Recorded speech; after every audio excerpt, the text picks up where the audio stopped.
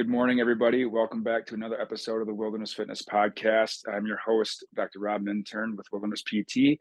Today, I am joined by Jaden from HuntWest. And Jaden and I ran into each other a couple years ago at a Mountain Archery Fest event and have been in contact ever since. And he started this HuntWest business, and I've kept tabs on that. And ever since then, it's been something that's been very interesting to me to keep tabs on because he answers a lot of questions that I have without me even asking. So Jaden has a wealth of knowledge as far as the tag application and helping folks understand how to plan a hunt. He goes into more to teach the person to fish versus just give you the fish. And that really resonated with me. So I wanted to have Jaden on, and we're going to talk about some tips for new hunters planning a trip out west, whether you live out west or whether you live back east. We're just going to talk about some planning strategies and see wherever else the conversation takes us. That sounds good to me, man. Thanks for having me on today. Yeah, man. Hey, I'm glad we could figure this out between your schedule and my schedule. And I'm heading out to Denver after this, so I'm glad we could squeeze this in this morning. Oh, you bet. Are you going to the Mile High Expo? Yep. I'll be Good. heading to the expo, and I'm hanging out with Davis Tent, and I'll swing in and see the Mountain Archery Fest guys. But Will from Davis Tent, him and I have kept in contact since that Mountain Archery Fest event up at Antelope Butte a couple of years ago. So that Antelope Butte event, there was a lot of connections made at that event. Yeah, that was an excellent event. I'm hoping we can get up there again. I'm actually from that event, I got inspired to maybe try to plan some hunts up in that country. It's been one of those things where your brain is kind of always, every time you travel someplace, your brain's always, processing oh, this would be kind of fun here. That would be kind of fun there. And that's one that ever since then, I mean, that was 21 probably, or 2022. That was It's 22. been Yeah. Yep.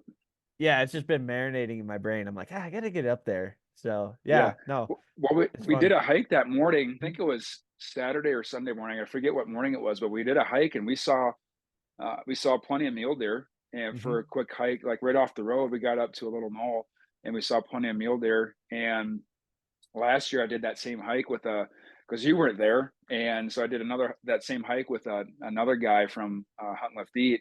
And Garrett and I, we kicked up a little herd of elk, actually two different herds of elk we saw, and then we saw more mule deer up in the rocks where you and I saw them last time. So it was cool to see more wildlife there again, like year to year. Yeah, absolutely. And it's kind of cool. Like, I know if anyone has seen the Wyoming headlines, the southwest corner of the state, they got clobbered by snow in 2022 to 2023. And things are looking pretty rough down there as far as like wildlife numbers, especially for pronghorn and deer. But that Bighorn Basin, the northeast corner of Wyoming and everything, like those are such dry parts of the state, and they have such good low elevation winter range that they got through scot-free from that hard winter. So just watching some of the biologist podcasts and stuff, or biologist presentations on YouTube, that stuff like in the Bighorns and off to the northeast of Wyoming is doing really well. I mean, it was almost like you add water and deer grow. So it's really cool to see how, the whole ecosystem has been responding in different parts of the states. Because it's not all doom and gloom, and just, the headlines that are really popular right now make it seem like it might be. I think there's a lot of things to be excited about, especially looking at the landscape of hunting and especially for elk hunters, man. You look at like the proposed regulations in Wyoming as well as in other states like Utah. There are more opportunities being offered for elk hunts now than there were a few years ago. And I think, like, I'm an eternal optimist, right? And so when I look at the next 5 to 10 years of hunting, I just see a lot of opportunity. And I think it's really fun to start scheming up, with your friends and family and personally with different adventures. Because, I mean, for the most part, these hunts are what are our vacations, and they're like what take us to new places. And I think that's Right. half the fun. Yeah. Yeah. I think hunting takes you to spots that you normally wouldn't go on a normal hike or on a back trip or anything like that. Like you venture off the trail with a hunting adventure. So it's definitely something that takes you to new spots. With you talking about planning for the future, Colorado is a hot topic right now, at least in my eyes, because Colorado is where I broke the ice as far as elk hunting. With the proposal that's going on in Colorado right now, can we like what do you think is going to happen, or what do you know is going to happen with the over the counter laws, and can folks bank on Colorado being a state that they can go break the ice and get good at elk hunting and then draw a nicer tag here in Wyoming or even Colorado? What's going on with Colorado? So I think the number one thing to watch in Colorado is these next couple of commission meetings, because that's where they're going to determine whether or not the over the counter goes away and whether or not it goes away for residents and non-residents or just one. So I mean, it's worthwhile to kind of pay attention these next couple months. I think the June meeting was the kind of final straw to determine whether they get rid of the over the counter. Because right now, I mean, really, it's we're in a position with Colorado that makes it really precarious. I wouldn't want to be banking on it for the next 5 years, you know. But one of the things that's nice is, and I always, especially as a non-resident, I always am a little bit more positive about the fact that, like, okay, so if over the counter goes away and they convert all these to like a draw tag for everybody, usually what happens is they over allocate those draw licenses compared to the demand for them. It's what's happened in other states, like when they capped Idaho and when they capped Oregon. And you can draw those licenses pretty easily. So even if your unit that you've been hunting for the last 2 3 years or whatever, it's something that you've been back to a couple times, if that goes from over the counter to draw, I would still imagine it stays like a pretty easy opportunity to draw. You just have to then start playing the game, right? And sometimes that gets frustrating because weather events or changes in predatory activity might change the allocation. So Right. those are just things you got to be watching, right? Like you can't really just be a passenger to what is happening across the West if you're wanting to hunt regularly. What do you suggest for someone who is new into it to like with Colorado? If it does change, will it change for forever? Is it for? I think you mentioned to me like it'll be 2025 through 2030. So 2024 this year we're good. How Yep. does that work with Colorado? Colorado sets their seasons on a 5-year rolling structure. So before 2019, it was very static. Like not a lot had changed over the last 20 years. Basically, from 1998, I think, is when they went limited quota to deer to 2019. They didn't change a whole lot year to year on how they ran their seasons. So right about 2019, they tried some new strategies with later season dates, some breaks within the seasons and stuff to try to get more harvest on both deer and elk. There's a lot of people who think differently about what the impacts of that were. But the moral of the story is they're going to go back to the 2019 strategy. Will they stick with it for ever? You know, kind of like they did before? I don't know. But what you can expect is these conversations come up every 5 years as to whether they will change it. So in Colorado in particular, if they set this new season structure for the 5 years, you probably are pretty safe to be able to plan seasons for 5 years out. Within each year, though, they do change license numbers and stuff. So it will be something you have to pay attention to. For instance, when I started, and this is an important thing to to keep in mind with when you're applying in any state. But when I started applying in Colorado in 2019, a deer hunt that I wanted to go on had like 120 deer tags or something for this second season hunt. And now it's got like 28 that are offered. So, you know, like a quarter of the, or less than a quarter of the licenses of when I Yeah. started applying. And it is kind of out of reach for my ability to draw it. So you have to be flexible. And I think that that's part of, like, if you build a really good framework or a really good process to learn hunts once you draw them, you can be really flexible as to which licenses you get and what part of a state you want to hunt.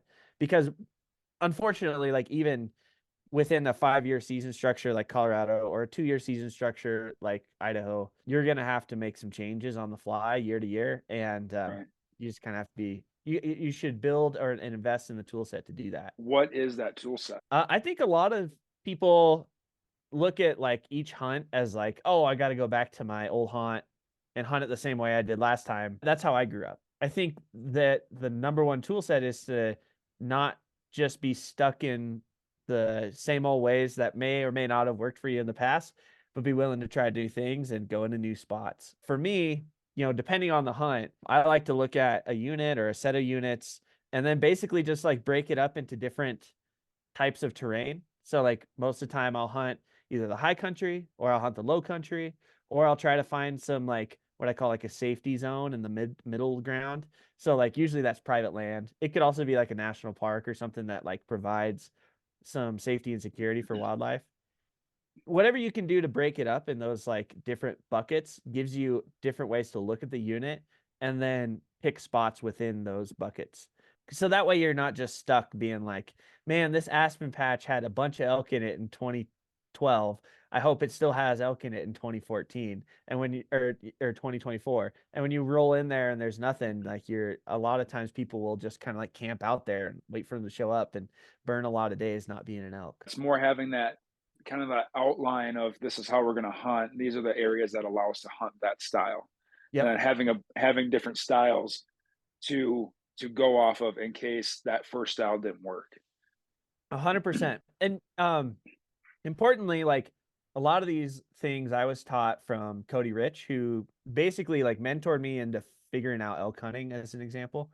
Because I grew up like my grandpa still archery hunts in the same little neck of the woods that like he grew up archery hunting for elk. He sits in like these little stands or blinds and waits for elk to come by. And oftentimes he's like, man, I only saw one elk this year. I'm like, well, grandpa, maybe it's because you've been sitting there since 74, like you should probably walk around a little better or, find some new spots.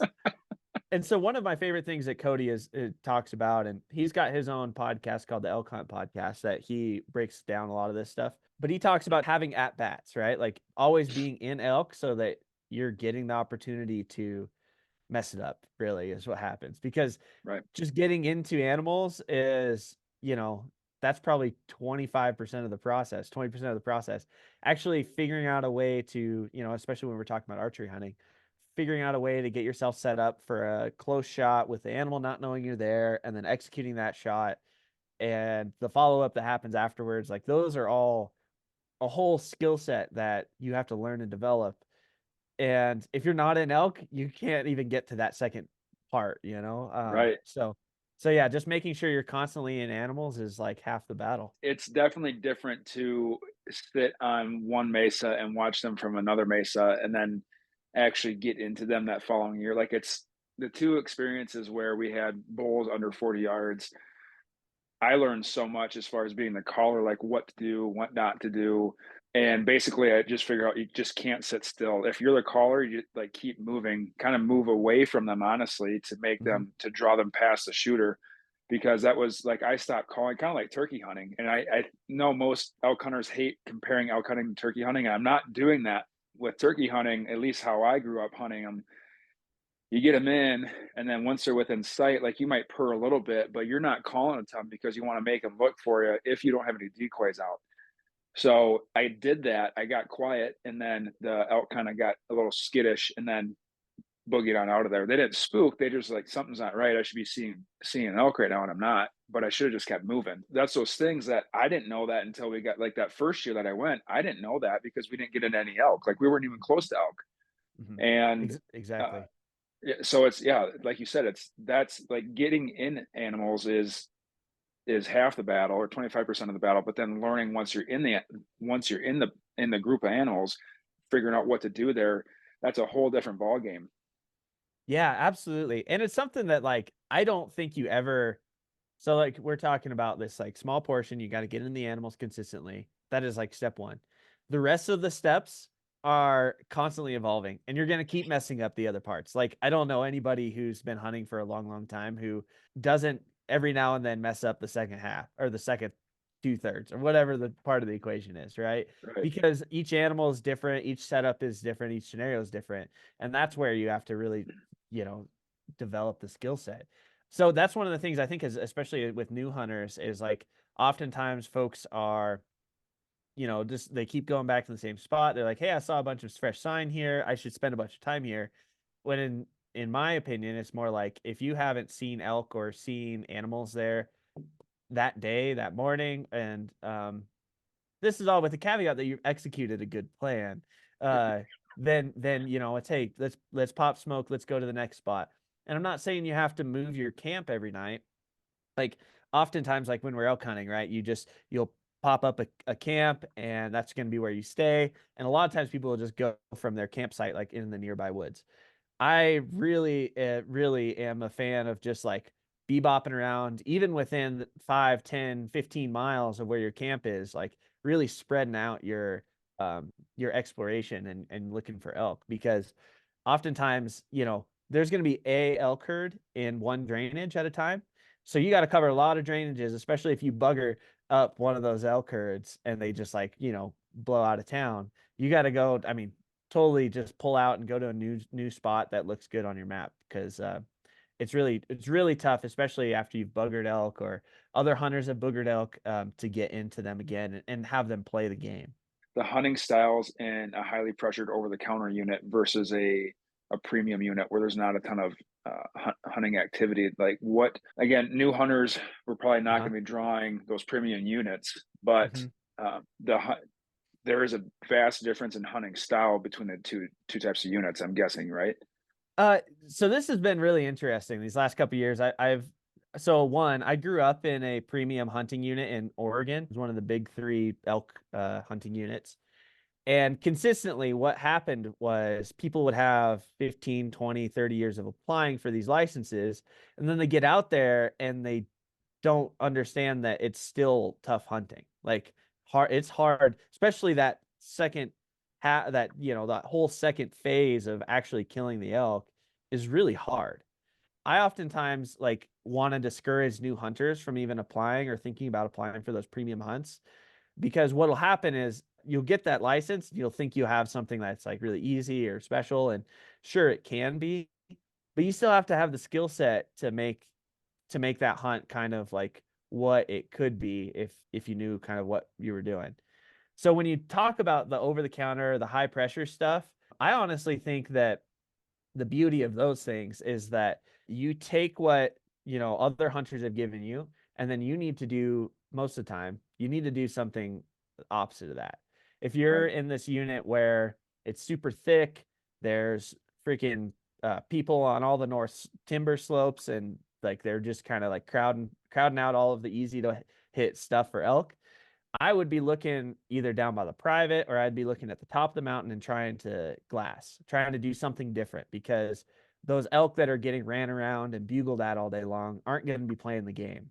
And then the beautiful thing is, when you have that kind of skill set, you can go to these premium hunts. And then when the elk are actually doing elk things, you can basically knock out that first step really easily. You can be in them all the time, and then you work on the closing the deal. So that's all to say, like, premium entry or like premium hunts versus like over the counter, I would take hunting an over the counter or high pressure hunt every single year than doing a premium hunt once every 10 years. Like, it just is so much of a, you get so much more out of these high pressure hunts as a hunter, that I think that it's worth it for your skill development. And oftentimes people get really disappointed by their expectations being too high on these premium ones.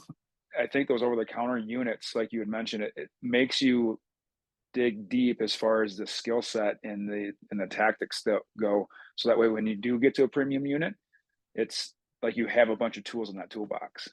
Exactly. And it's beautiful. The beautiful thing too is you can learn a place for its year to year inconsistencies. A good example is there's this deer spot that I have. We chased some bucks in there with our bows in 2021. I killed a buck with my brother. He also killed a buck in there in 2022. And in 2023, I scouted that place, and nothing. There was like no deer in there. And I was like, what the frick? But it's because we had so much water in 2023, it really just dispersed those deer. What was happening is they were using this one hillside that is above some private land that has water on it.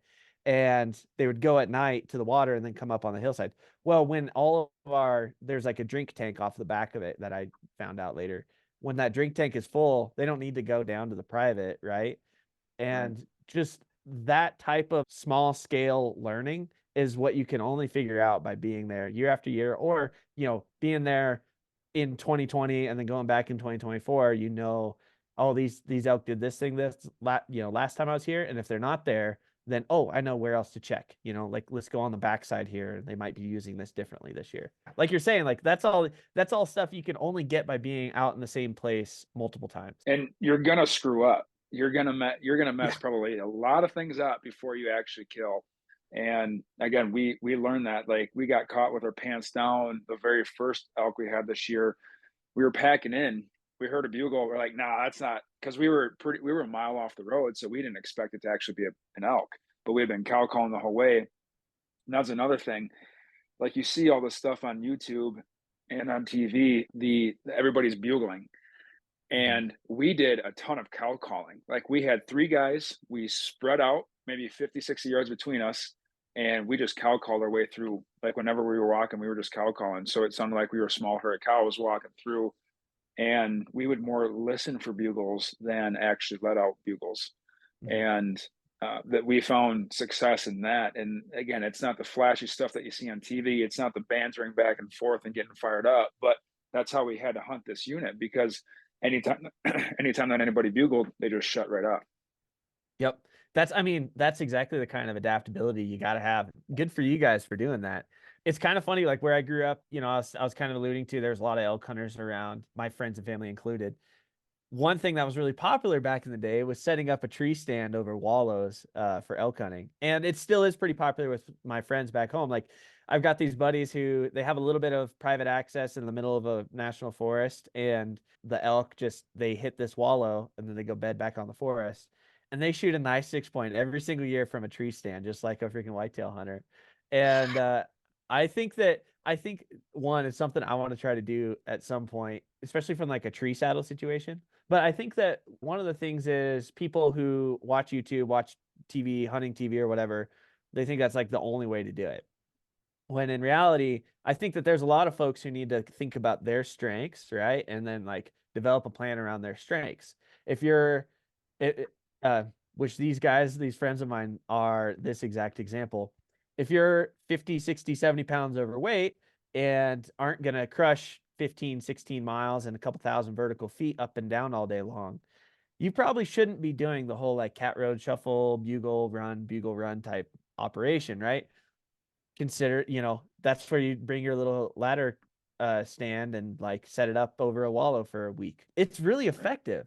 And I think that oftentimes, you get romantic, and it's okay to be romantic. You just have to call it out what it is. We get romantic about the type of experience you expect or want. And honestly, like just hunting in general doesn't offer that all the time, especially with any sort of regularity. And what you see on Google Maps and what you see on Onyx and Go Hunt, whatever you use for your mapping system, the topography where we hunt in Colorado is way different than what I was expecting when we got there. I was expecting like low shrub, alpine, sagebrush, all like that sort of stuff, pretty open Mhm. country. Oh my gosh, it couldn't have been the exact opposite. And the two buddies that we hunted, or the three guys that I've hunted with back there, have said the exact same thing. They've all scouted on Google Earth, but then when we got there, it's like, oh, this is way thicker than what I thought it was going to be. And it's not just thick down in the drainages; it's thick everywhere. And Mhm. understanding that, like, you can do all the e-scouting that you want. I'm not downgrading e-scouting either. Like, you need to Mhm. do it in order to have a good game plan. And we should probably talk about that a little bit. But Mhm. have like knowing that what you're seeing on the map is not always going to be exactly what you're going to run into, so you have to be adaptable and have like plan A, B, C, and D, so that way if plan A and B aren't working, you can go to C and D and not have a totally screwed hunt and make it up as you go. Yeah, absolutely, man. And you bring up a really good point. It's like I'm just if you just use Onyx or Go Hunt or base maps or whatever to like freaking look at your unit, if you just use one tool, it's only a slice of the pie, right? Like it's only like part of the equation. One of my favorite things to do is go find the nearest mountain peak or whatever and go, I'll pick a Colorado mountain, like Mountain Post or Summit Post, Mount Elbert, find a really popular trail, and then you can flip through all the photos and you'll actually see of people like going up these trails, like where we're going to be hunting. And then you can look through and be like, okay, that's what the terrain looks like. And that really like shapes your brain around how it is. There's also a couple of different, like, one of the things you can do is just go on YouTube and like search, off-roading this place. So I drew a deer tag in outside of Moab last year. I turned it back in for other reasons we could talk about, but when I was e-scouting for this tag I drew, I went like Moab off-roading, and I was basically just like sitting on the hood of these guys' trucks with their GoPro, and they drove me through the unit and I didn't have to leave my house. Those are the Right. things that I think if you get creative, gosh, you can dig up really helpful information that might not seem to be about the hunting itself, but it sure helps you build a really good plan around it. And it really helps you kind of paint the bigger picture of like, okay, these road systems are great, these road systems suck, or like the inverse, these trails are used heavily by 20 hikers a day going up Mount Elbert. Those are the types of intel that e-scouting, I call it e-scouting, but it's just like information gathering about where you're going to be. Going along with you YouTubing, like, off-roading through that unit, I did the same thing, but with a Facebook group. Like, I try Yeah. to find a Facebook group, that, backpacking through such and such area, and it worked out like a charm for our Mhm. California hunt, back in 2020. I joined this Facebook group, and my reason was, like, backpacking, 'cause it's a nice area to backpack through too, Mhm. but we were going there to hunt.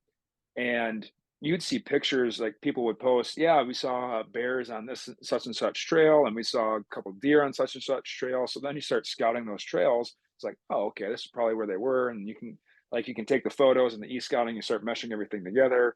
Then Yeah. it starts to paint a way better picture. And you also see the topography live. You're not seeing it on Google Earth. That might, I don't know how often they update Google Earth, but you start to see live footage, live video through these units and through this area. So it gives you a better idea of what you're getting yourself into.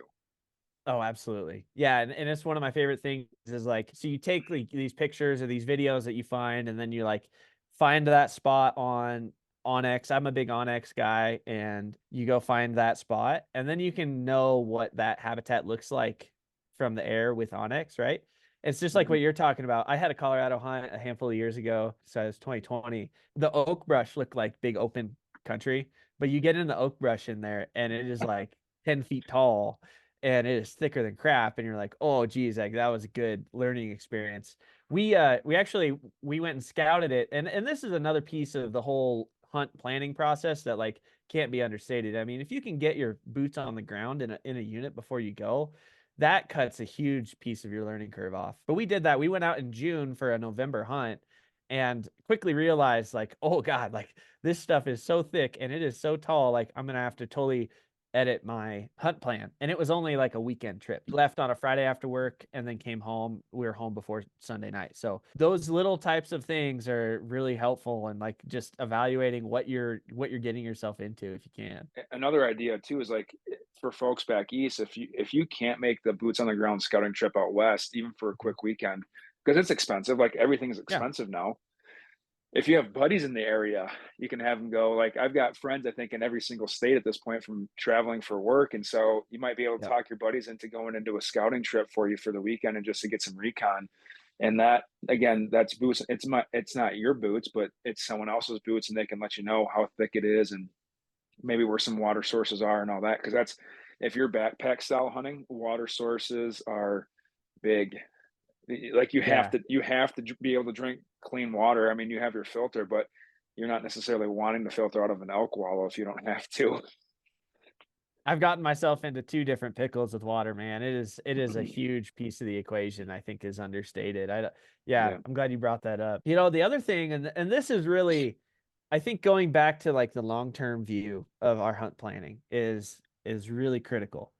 A client of mine I have right now he lives in Florida. He is getting ready to do an elk hunt he wants to do a bull elk hunt in Wyoming in 2025. So this year he's going to go and hunt that unit twice, but he's not going to have a bull elk tag in his pocket. First time he's going is over Memorial Day weekend. He's going to go for a spring bear trip. The spring bear hunt of his is basically so that he can do what we were just talking about. He gets boots on the ground. I'm going to send him likely camp spots, some like starting points in the unit, and he's just going to get like a lay of the land. And hopefully, like he finds a bear and takes a bear home. Like that would be great. Then in September, he's going to come out and he's going to go a cow elk hunting because cow elk tags are pretty easy to get in Wyoming right now. So he's going to come out and he's going to hunt elk in the time that he's going to be bull hunting, but he's got a cow elk tag in his pocket. So he's going to know where the elk are at and he's going to know where good glassing knobs are for that time appropriate part of the year. And then 365 days later, hopefully he's got his bull tag in his pocket and he has spent two extended trips learning that unit before he Yeah. ever gets into like the big song and dance, right? Like the one that he's really excited about. And it's really fun to work with someone who's got that kind of long-term vision, because I think that sets you up for an immense amount of success. And you can go hunting and like have these adventures like in the Right. meantime, and you're not sitting at home just staring at a computer thinking about it. Right. And I think that that's like really underrated and not talked enough about, is just the fact that there's a lot of ways to get out there and go do the adventures in the places you want to be without just having the elk tag in your pocket or the deer tag in your pocket, whatever the case is. Like you said, finding other ways to get out there. And if you have friends, this is something that uh, now a hunting buddy of mine, he came along. He wasn't necessarily scouting out areas because he had never hunted. Mhm. And that's how he got into hunting, though, was he came along on the very first California backpacking trip I had done. I had never backpacked. He showed me the backpacking side. I had hunted whitetails, but I'd never Western hunted. And so he came along, he saw what it was like. The first year we saw some does, but California's fork and horn minimum, so we didn't see anything legal to shoot. So the second year in 2020, I invited him again. It's like, hey man, we're going to a different spot. Why don't you come check it out? Like, we're going to a spot with more bear, more deer. If you don't like it this year, you don't ever have to come with again. But he came with, and he helped us. He guided us into this deer because he was on one side of the valley, we were on the other, stalking this deer. So he helped us guide us in there, and he was hooked after that. And so he, like, even without a tag, he came in and saw what Yeah. it was like to hunt. But you can also get recon on a unit, even if you don't have a tag, but you got buddies that are go with, because you never know Mhm. when you might draw that tag. So that way you have an idea of what the unit's like. Yeah, absolutely, man. One of the most valuable hunts I've been on, excuse me, is are you familiar with Stealthy Hunter, Ryan Lampers? Yep, a little bit. So he came down, he's probably got 20, 24 years, something like that, years on me, 20 years on me. And he came down to Wyoming, and I was his resident guide, because in Wyoming you have to have a resident guide or a hired guide to go into the wilderness. And I was like, you know what? I want to learn from this guy. I'm gonna take him into the wilderness and like be his guide into the wilderness. When in reality, he was the one taking me hunting, and I was, You're learning just, from him. yeah. And in those 5 days or 4 days, whatever we were in there, I learned more from just sitting back and watching this person who knew what they were doing than I think I had learned in 6 years of just screwing around myself. It was pretty incredible, and it like, just as a recap on that in particular, like it taught me a lot more about when to go hard in the paint and when to pull back on the throttle. Because Ryan, he's one of these guys who's like known to be this big backcountry adventurer. He goes hard, he goes way deep, and like, but as soon as we got like 4, 5, 6 miles, it was like all of a sudden he pulled the throttle back on the jet boat, and like all of a sudden we were just trolling along. We were like doing things a lot slower and doing things a lot differently than what I had, because at that point in the game, watching people running around bugling or whatever, I just was running around trying to cover as many miles as possible, burning myself out, and getting into elk and blowing them out, and then not having the opportunity to actually kill one. So yeah, it was really cool. It's all on YouTube if anyone wants to watch it. But that hunt was a good example of just like, I went and learned from somebody, and I had a tag in my pocket, but it wasn't about that, when we started. And it was super helpful and valuable for just a perspective shift on how to be really effective. Always being open to learning new tactics. Like, the way that you've done it, like your grandpa, right? He's done it that way for Yeah. years. Being open to other ways, because you never know. Again, you're just putting more tools in your toolbox, and that's what it's all about. Like, you want to be very good at a lot of different things. You don't want to just be like a master of just one or two different things, because then as soon as you get outside your wheelhouse, you're going to be a fish out of the water as Yeah. far as knowing what to do. And I got to And call out the dichotomy on this though, because there is an element of like, I don't think that if you're going to sit over a wallow, you can't do it for a half a day and then jump out and like go run around, and blow all the elk out of the area, and then be like, I wish that those elk hadn't blown out. I'm going to go sit back in my tree stand. Like, those two things, you gotta pick something for a certain amount of time, and like kind of run it for an extended period of time to make sure it works. There's like a fine balance here, and I don't know if there's very much other than experience that can really teach you about that balance. But it is one of those things like you're talking about. It's like, boy, if you screw up one, you need to be able to pivot. Or if somebody else screws up one approach for you, you need to be able to pivot. Right. But that doesn't also mean just like lose your mind and like trying everything at one time, because then you don't give anything enough time to work. Giving things time to work and giving things time to kind of fall into place, and being patient with that process. Because I think a lot of, especially the two of the guys that I've gone hunting with, that they're ready to pivot. If it's not working that morning, they're ready to pivot. And pivot not like like a Yeah. 45-degree angle, like they're pivoting 180 degrees and going back the other direction. It's like, guys, we have all this land that we can navigate and work. Like, let's stick it out here for a few days and see what happens. Like, we're the only ones back here. And that's another thing too. I think if you can get away, I mean, there are spots where you can hunt right off the road. There are spots where you go like 2 to 5 miles deep, and there are spots you go 5+ miles, right? Figuring Mhm. out where the people are at, kind of knowing the unit. We got that 3 miles deep, and then we hike 2 miles each morning to where we wanted to hunt, and then we just work that entire landscape.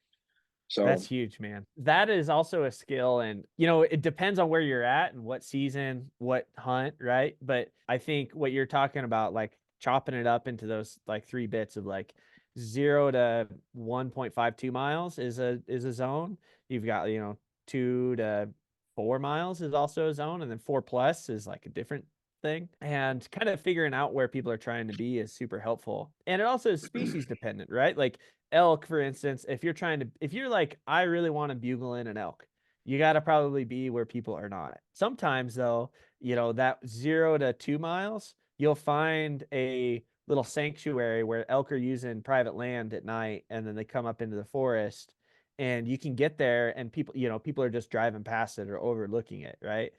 And so it's one of those things where again, it's like this podcast could be all about adapting, right? Because if all of a sudden you go in and there's a bunch of people backpacked into this basin, come back out and have an idea for what you want to do for the 0 to 2 miles. In those first 2 miles, you might have to, it's one of the things I like to talk about is like, I like to eat 1,000 feet for breakfast. If you have to like climb up this 1,000-foot hill, straight off the truck and then get to the top where these elk or deer or whatever are at.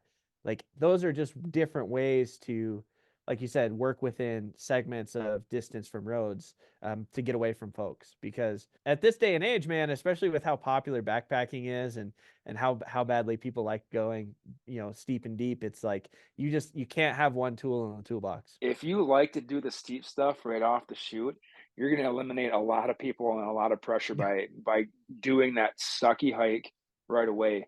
And Yep. that's where the fitness side of thing comes in, because if you have the fitness to do that, you're Yeah. going to outwork a lot of the folks that are coming from wherever, like back east, even the locals, Mhm. who don't necessarily get into the fitness side of things.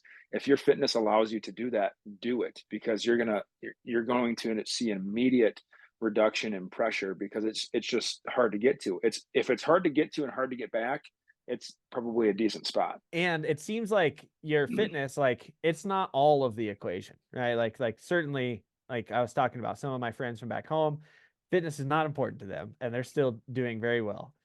But what happens is you don't have as many tools in the toolbox if you don't have that kind of fitness. It's been kind of fun because I go on a handful of backpack hunts a year, whether it's spring bear, a deer. I usually do at least 1 or 2 backpack deer hunts a year. But the last 2 deer I've killed have been, a couple 100 yards underneath a road. Like they've been within within a quarter mile to a half mile of a road. Like I said, I value the big backcountry experience. There's definitely ways to look at the landscape a little differently and find pockets like that people are just driving by. Like you said, break it up into those three sections, that 0 to 1.5 miles, and then the 2 to 4, 2 to 5, and then 5+. You have those pockets that you can work. As far as top three, let's go top three states, because I think I saw a post from you about top three states for non-residents to apply. What would your top three states be for non-residents, rookie Western hunters to apply to get the most? Because we're talking about getting into animals, like getting experience, getting Mhm. boots on the ground. What are the top three states that folks can do that right now and maybe 1 or 2 years down the road? So I think especially if you are trying to do a 2024, we're going to do one for 2024 now, and then we'll talk about one for maybe a couple years down the road. So Colorado still has over-the-counter elk. Colorado has the biggest elk herd in the U.S. and by proxy in the world. Colorado has options for everybody in the point game from 0 points all the way to as many as you can build up over your lifetime. So I do think that that is a state that kind of holds, the non-resident interest, and probably will, even if major changes are made. Another state, and the application just came and gone, has come and gone for this already, but another state to be having on your radar for opportunity is going to be Montana. Montana, you can get in there every other year, or sometimes a little bit faster, sometimes a little bit slower, depending on how many applicants are there. But one of the things that is really underrated about Montana is, again, there's a whole bunch of antlerless hunts. So in between the times that you're waiting to go hunting for the antlered species, you can get out there and learn by cow elk hunting or doe deer hunting. Like, there's a lot of other opportunities to get out there. And that application period is still coming up, by the way. So if someone is still like, I'm not sure what to do, I want to go out west this fall in preparation for future hunts, like Montana's antlerless hunts are still coming up. That's a good option. And then lastly, I'm actually, and this is kind of a surprise for a lot of people, I think, in 2024, I think elk hunt in Utah is probably not a bad idea. That's because they've restructured how they do it. They have some more over-the-counter opportunities for bulls, and they have some like over-the-counter opportunities for cows and spikes. So again, it's one of those things, like, if you want to fill the schedule and get your at bats in, get your time in the saddle, it's a good place to be looking. The other thing about Utah is, like, if you're a deer hunter, they've got deer opportunity in their general applications for 0 to as many points as you want to spend too. So I really like, and I don't think 5 years ago we would have put Utah on that radar, but just the way that elk population has changed and the way that their management structure has changed, I actually think there's some value there and it's worth looking at. And then lastly, I don't think 5 years ago I'd have put this one on the radar, but given the changes in Idaho, given the changes in Wyoming, et cetera, the last state I'd be looking at for this year would be Oregon, because there's a lot of easy to draw deer and elk opportunities there. And for people who are back east, maybe that's not a great idea because you got to drive so far, or you'd have to manage the whole flight process. But if you're in California, if you're in Washington, and you just don't want to hunt your home states, Oregon's got a lot of interesting opportunity, I think, for people to take it. Oregon, they just switched the eastern side of the state. They just switched that. They're kind of doing what Colorado's looking at doing, I think, where they removed the over-the-counter stuff. But the over-the-counter stuff looked like it only went to 1 or 2 points, maybe 3 points to draw, right? Like, it's not too hard to draw. Is that what you're talking about for the eastern side of the state? Yep, that's exactly what I'm talking about. And it's the reason why I say what I say about Colorado going to a draw.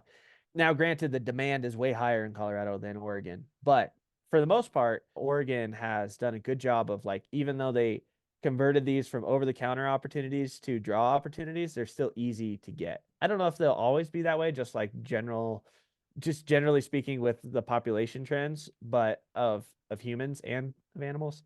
But it's worth getting into those games now when they first change, because you can ride the waves of the different opportunities that are available now. Right. Would you say it's worth folks building points in as many states as they can afford? Yeah, Because the reason I asked that is because I talked with I subscribe to Hunt and Fool, and I talked with someone there, and he kind of, like, Oregon wasn't exactly a state he suggested to build points in, or to really look at, because it's a little more expensive to apply for points.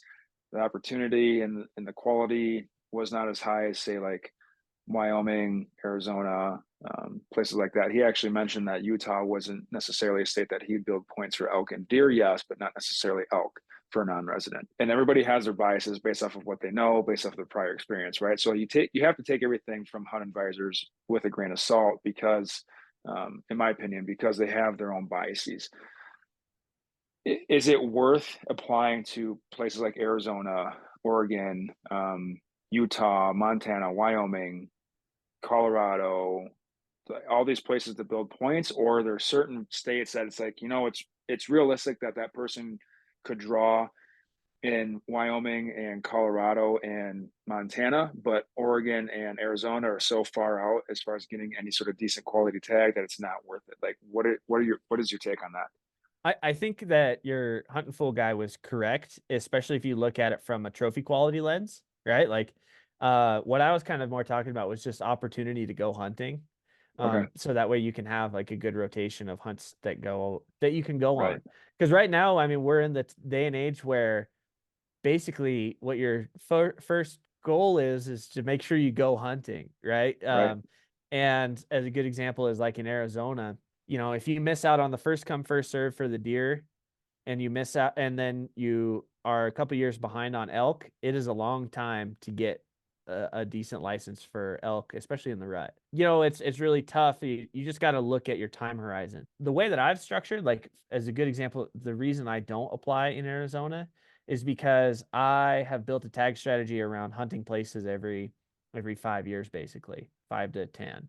I don't want any really. The one long shot state that I have in my portfolio is Nevada, and it's just because I really wanted to hunt deer there regularly, so I added elk, and like it's just part of the game, right?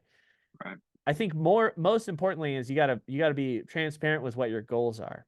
I really appreciated like this HuntWest client of mine approached me about applications in New Mexico, and he's like, he's a resident of New Mexico, and he goes, dude, I really want to kill a big bull. Like he's like, I want a big one for my wall. And he was talking about, should I be applying to all these like premium hunts, premium tags? And I was like, you can't kill a big one if you're not hunting, man. Like, I think that was a revelation for him to be like, oh, I can't rely on 10% drawing odds because I may never go, or I may only go once or twice. Right. And I'm like, dude, you got to hunt, like learn something and hunt the crap out of it as often as possible so you know it. And then you can figure out where the biggest animals are within that area if that's your goal. So again, I mean, I went off on a tangent there, but the whole point of that being identify your goal, man.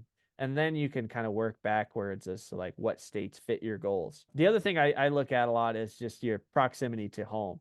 If you can if you can make an extra scouting trip, or you can spend an extra day or two even on your hunt because it's a little closer to home, I highly value that over just what the internet has said was a better hunt somewhere else. So the Oregon does have an over the counter tag. Is there any talk of that going to a draw unit ever, or are they going to keep it over the counter? Not at this point. I mean, they're certainly not talking about it in any serious way at this point, because those populations.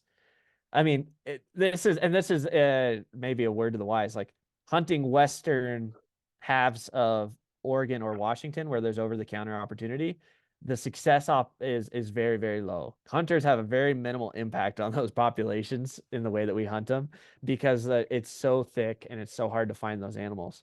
I think that that's honestly going to be around for a while. If someone wants to go dig up a Roosevelt or a black-tailed deer, it's the eastern halves of the state that I think is where I'm still talking about like the opportunity hunts, 0 to 1 point archery deer and archery elk, and even some rifle hunts that are 0 to 2 points. Like there's some great opportunity there.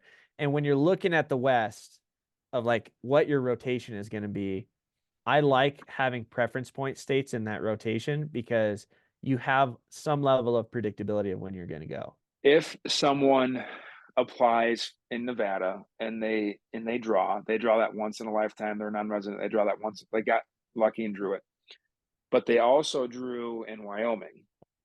How does it work for rescinding the tag? Like, because you talked about, I think in Utah, you Utah, passed on yeah. your tag. Is each state different? I'm guessing each state is different. How does that Yeah. work? If you draw two awesome tags, but you can only have time to do one, like, yeah, explain that. So I'll use my example, and then I'll throw in a couple other states that we can talk about. So last year, what happened is I drew this Utah deer tag, and I also drew a bighorn sheep U tag, which is right here behind me. They were during August. I only have so much time off, right? And I have to like allocate like enough time to do one or the other. Because Utah allows you to turn your license back in, I got my points restored. I didn't get my refund back for the license, but I was able to get my points back. I went ahead and did that. So now I have I didn't gain a point last year, but I have a handful of points still, and that saves me time. I don't have to start from zero. In Wyoming, they don't allow you to turn licenses back in for any sort of refund or points regained. If you draw in Wyoming, you got to go. Unless you have some crazy circumstance that you can get a doctor to write off on or do something like that was extenuating. So yeah, that's something to keep in mind. Now I will say in Wyoming, if you just can't go on the hunt and you got to eat your tag, actually the best thing to do is to contact Game and Fish and donate that tag back to disabled vets and youth hunters, or I think they have terminally ill youth hunters can get those too. There is a pool available for turned back licenses, but just as the hunter who drew it, you don't get anything in return. You don't get your points back or your money. Man, is Wyoming the only state that does that? I'm trying to think off the top of my head. I know you can turn back licenses in Montana. You can turn back licenses in Idaho. I don't think you can in Oregon. I'm trying to think of other states. Colorado, you can turn them back in. Nevada, you can turn them back in. And I don't know about our two Southwest states. A lot of states you can turn things back in, but like I said, Wyoming is a non-forgiving one. If you draw, you're going.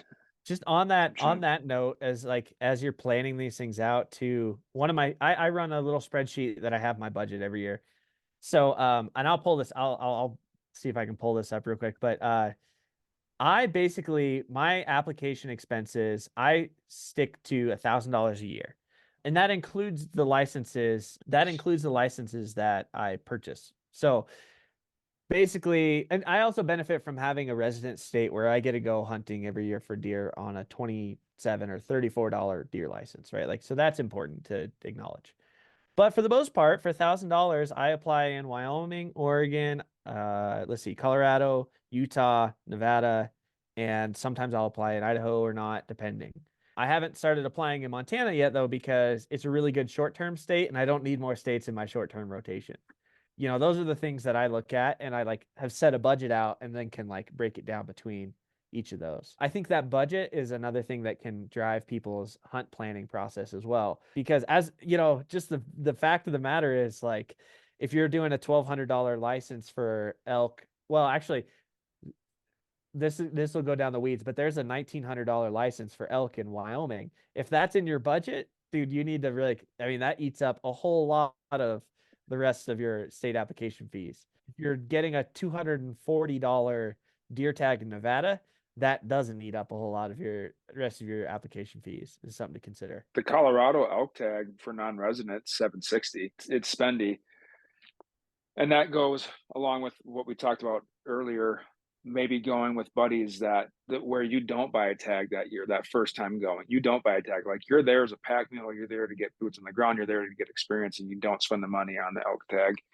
So that way, because this year we're going in with 4 guys. My brother's going to go on his first ever elk hunt, first ever hunting trip outside of Wisconsin, and he's losing weight. I'm not sure, he's walking and running a little bit, but he's not really lifting weights yet. So we'll see how ready he is. But tell him to bring his tree saddle.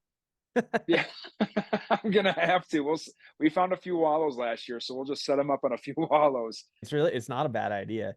No, it's something my dad and I did. This was going back to our conversation of deciding too late to stick to a tactic, but we got into a bunch of elk, but dad's knees weren't doing well halfway through a week-long hunt.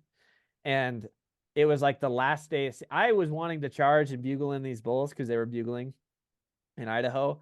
And really what we should have done is found the wallows that those elk were using and just sat those wallows for 4 days, but dad's knees weren't holding up. It's effective, man. I think I don't mean to beat a dead horse, but it's worthwhile considering your strengths and leaning into them. You can't kill them from the truck either. So if you're hurting and you're spending time in the truck, there's zero chance that you're going to kill one. So if you have to sit wallows, just sit it out, bring your snacks, bring a book to read, and take a few naps and sit the wallow and let them come to you.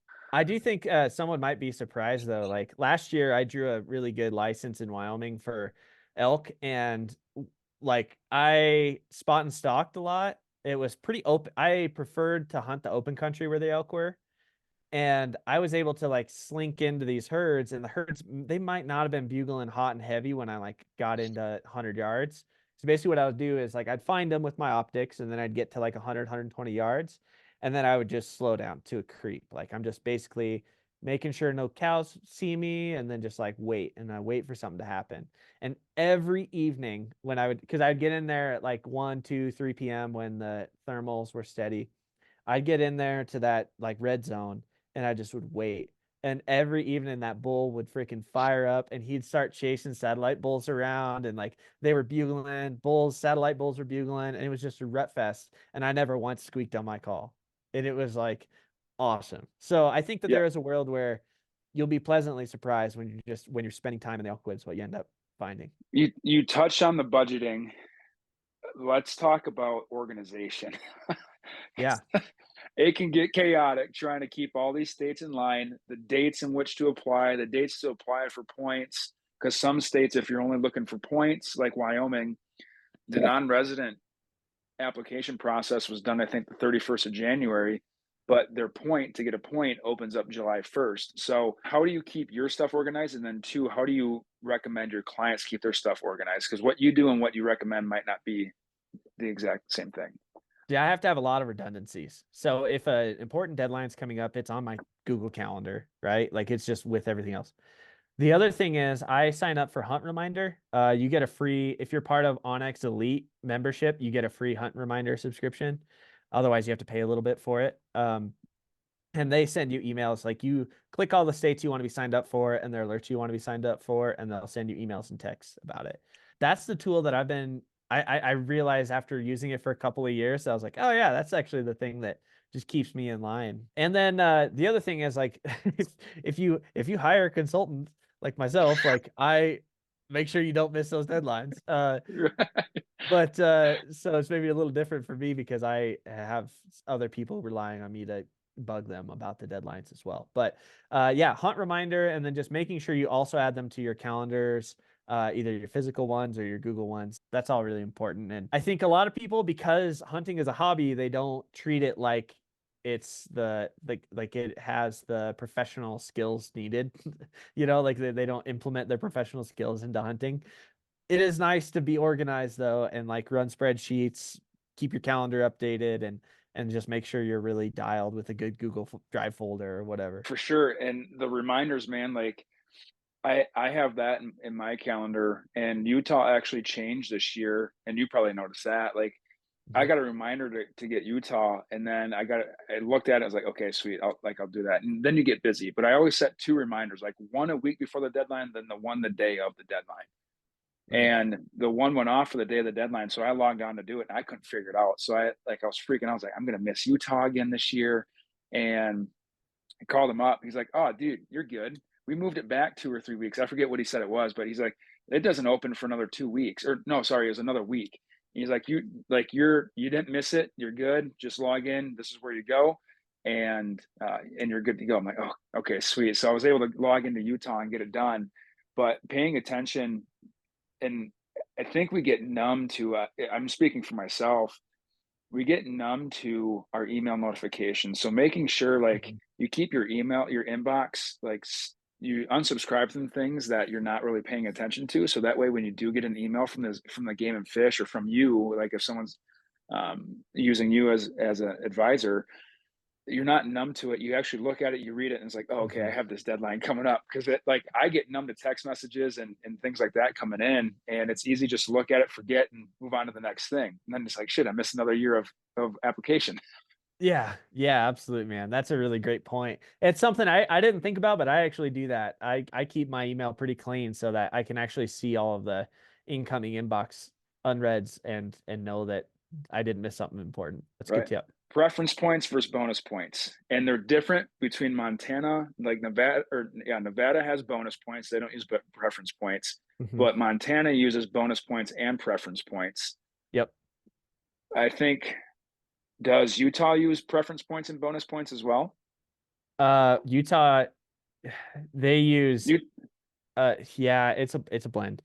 It it's also kind of goofy. Utah does have a preference point system. It's a pure preference point for the general deer tags. And by general deer tags, it's just like a pool of deer tags that you can apply for. But yeah, you always have a chance. And it's the same with Arizona. It's like you always have a chance at drawing, even if you don't even if you're not the top preference point holder, but then also there's allocation towards the top preference point holders. And then you have a state like Colorado, which is all preference point, except if you're above a certain point threshold, then they put 25% into a random pool. Each of these states are so dang complicated, and they can be different for species too. Colorado has weighted bonus points for their moose, sheep, and mountain goat species. Without getting too confusing for folks, I think one of the most important things goes back to like, hey, what's your goals? How long are you trying to be in the system before you force a draw or before you expect to draw? If you want to force a draw, I like being in preference point systems because you can just say like, hey, even if I have 6 preference points in Colorado, I'm going to drop down to a unit that took 2 last year and just make sure I go. That is a much more consistent strategy than running around in one of these bonus or preference hybrid states and not being at the top. That's also one of the reasons why, I was saying Montana's kind of tricky. You can draw it pretty regularly unless you're unlucky, and then it'll take you like 3 years to draw if you're unlucky, because it's a combination of the first year you have a better chance of drawing with 0 points than you do with 1 point, and it just like gets really complicated. So without making people's heads spin, I just would go back to this conversation of like, what states fit your goals, and then what's your timelines, and then you can craft your applications around that, because otherwise, whether or not you're applying in a preference or a bonus or some hybrid is really, really hard. Yep, I would agree. It gets talking with you and then talking with Hunt and Fool and just keeping tabs on everything that's going on. Like it's super easy just to get lost in the verbiage too. Like you're looking up because one state's bonus point definition is different than another state's bonus point definition. Yeah, exactly. Some states, they just like they'll square your bonus points, and that means like if you have 2 bonus points, they square it. You have 4 names in the hat. Other states is just like a bonus point gets your name in the hat one more time. Right. Yeah. Again, it's so individualistic to each state. Each state has tried to reinvent the wheel. The 2 states, though, I will like say are really simple are, well, as far as an applicant goes, are Idaho and New Mexico, because both of those 2 states are completely random draw. So you can't really go with too much predictability, right? Right. But at least you're at the same place every year. You can come in and out of applying for those states, and it doesn't hurt you one year to the next. Sure. Is it worth new hunters getting or new Western hunters getting into the sheep, mountain goat, and moose point system, or like should they just stick to the random draws? I would look at your budget and determine that based on your budget. For instance, like in Wyoming right now, we went to a different point or a different tag allocation system. And last year there was only 1 random license given for sheep and moose across the whole state. So if you weren't in the top point pools, you either had to apply for that 1 license that had a random, or you didn't get a chance at a random tag. I'd have a hard time telling someone to apply for sheep and moose in Wyoming and thinking that they were going to get to the top preference point pool before they're in the ground. The other states, though, like if you have a blending and you have some random chances to draw, like a Nevada, or like after the 3 years of waiting in Colorado, you get into the bonus point pool in Colorado.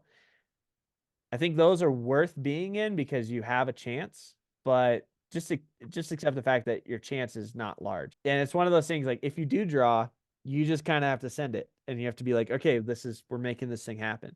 The best strategy if you want to go hunting for moose, sheep, or goat is probably to set aside a certain amount of money each month into a pool so that you can eventually pay for an outfitted hunt up north. Like that's probably the best use of your energy and money if you're serious about going. Yeah. Yeah, that's what I've started to do. Like I never wanted to go sheep hunting, but after going to the sheep show twice and then just getting into the mountains and seeing the sheep. I've seen sheep up in the North Fork and then up here in the Bighorns. It's like it'd be cool to go hunt them someday, but I know I didn't get into this stuff until 2019, so there's no way I'm ever going to get to the top of the point pool. So just setting cash aside so that way you can pay for an outfitted hunt maybe when you're 50 or 60. But by then, a Dall sheep hunt up in Alaska might be 75 grand at that point. Yeah, man. It's I mean, I think some unreal. of them already are, right? Like, and so It's it crazy. is certainly, yeah, again, like it is that long-term strategy you got to really think about though. As a non-resident hunter, one thing that you can be looking at if you want these experiences and don't mind not having a big head on the wall, you can apply for U tags, you can apply for cow elk tag or cow moose tags and still go on these kind of hunts. Basically, it's one of the things that I do in most of the states I apply for is I apply for because I know I'm so far behind. I apply for cow tags and U tags, and that's how I went on that U sheep hunt last year. I just kind of waited, and then I saw a big increase in licenses available for that hunt, and so I put in for that because I saw that there was an opportunity. That first year that a hunt either is created or the first year that it has a big increase in licenses, usually the odds are pretty darn good compared to the rest of the years of that hunt. So if you're kind of sitting here on the leading edge and like watching for things to come up, that is one way to get into some of these species that are otherwise really coveted. For guys and gals who don't have the time, that's a benefit of hiring a guy like you, right? Yeah, because I'm watching that stuff like a hawk. Yeah. Yeah, you live and breathe this stuff. So like it's just like getting a notification. Like, hey, Yeah. this hunt, we have more tags, or this is a brand new hunt. This would be a good spot Mhm. for you to apply. And also like even in the non-specialty species, like in Wyoming, there are a whole bunch of unlimited cow tags that are being proposed this year. So non-residents, residents can just go pick one up over the counter basically. And I had a HuntWest client like applying for a license that would be replaced or not needed to apply for with these unlimiteds that are coming up. So it's nice having someone just with a finger on the pulse be like, whoa, whoa, whoa, change your application because, and this is specific to Wyoming, you can do that because that's going to be unnecessary. You can just walk into the Walmart and buy it over the counter after this. So like save that application for something that's a little bit more interesting for you. Is there anything else for rookie Western hunters that we have not talked about that you think they should know? One of the, and this is more of a strategy type thing, this is more like ethereal. One of the best things to do is communicate with your partners or communicate to your family, communicate to yourself the dates that you're trying to go and just be very upfront and plan those year to year. I see so many people talk about wanting to go, but they never actually put it on the calendar and they never actually like bring other people into the fold of like, hey, I'm doing this. So that way, not only, if it's a significant other, they can help, be hold you accountable, like because they're planning on you being gone at that point as well. But it also just like when you get it out there and you're talking to people about specific dates and you communicate it, that keeps your brain in that game too. You're not just waiting for one day, I'll do it sometime. I think that is important, and like setting that intention is an important piece that I don't think every rookie Eastern person or every rookie Western hunter like thinks about is like actually putting it on the calendar. So that's a good tip, just to put it on the calendar and it's like this is what I'm doing this year, and then just plan it year after year. Because once it's Mhm. on the calendar, once you get more people involved, then it takes away from the opportunity of something else coming up and replacing that on the calendar. Right on, man. Well, thank you, Jaden. If people want to get a hold of you and have questions, or they want to reach out to you to have them or have you help them with their hunt planning, how do they do that? First step would probably be to check out huntwest.net. I've got a little bit of an overview of what happens there, but there's a contact form you can get a hold of me if you have questions, you just want to know more about different ways that I might be able to help, or I really just want to hear from someone first, what position they're in, what situation they're in, and then we can talk about ways I can help. Um, HuntWest.net, that's a good way to do it. The other thing is, if you just want to get good information about what's happening across the West, I'm pretty focused on putting out really good meat and potatoes, quick hitting information on a Sunday email called the Hunt West Digest. It's also right there on HuntWest.net, and I'd appreciate if folks signed up for that, but only if you keep your email inbox clean and are going to open it. So I don't want anybody to add more pile on to stuff they don't already open. But the fact of the matter is, like, this next week, I'm going to be doing a breakdown all about Utah, what I think the opportunities are for someone applying, and then make sure people that have that information before August or the April 24th deadline. So that's the kind of stuff that goes in those emails, and I think they're pretty valuable for folks if they want to learn without having to pay any money. Thank you for hopping on and taking the last hour and a half of your morning to to talk with me and help these guys out here as far as planning the hunt and the hunt strategy that goes into it. So we'll probably have to have you on again later on this year and maybe talk about some dates like in November, December for the January application and February application stuff. Yeah, that sounds fantastic. I'm happy to help anybody you send my way anytime. So yeah, feel free to reach out. If you say you're a friend of Rob's, you're a friend of mine. So I appreciate you having me on. Yeah, man. Of course. Thanks for taking the time, man. Yeah, you bet.